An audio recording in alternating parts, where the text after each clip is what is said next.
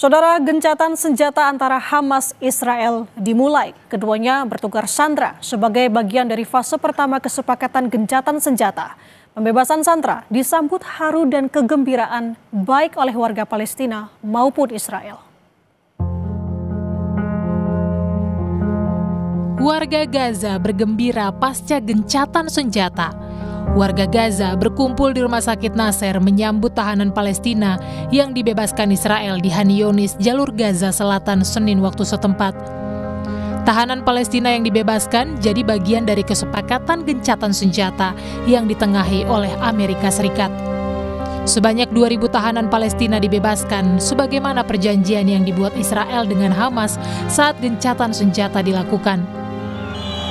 Warga Palestina di tepi barat juga bersuka cita menyambut sandera yang dibebaskan Israel.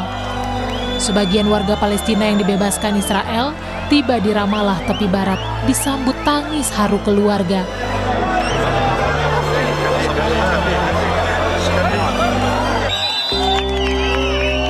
Sementara itu, sejumlah sandera Israel juga dibebaskan oleh Hamas. Penyerahan para sandera disaksikan warga Gaza dengan penjagaan ketat dari pejuang Hamas. Mobil-mobil palang merah mengangkut 7 sandera meninggalkan Khan Younis di jalur Gaza menuju ke Israel. Hamas menyebut 20 sandera yang masih hidup akan ditukar dengan 1.900 tahanan Palestina yang ada di Israel. Di alun-alun Tel Aviv, warga Israel berkumpul menanti para sandera dibebaskan Hamas. Keluarga dan kerabat sandera bersorak girang saat militer Israel mengumumkan pembebasan sandera. Massa menyaksikan langsung proses pemindahan sandera melalui layar besar di alun-alun Tel Aviv. Hamas membebaskan 7 sandera pada Senin waktu setempat.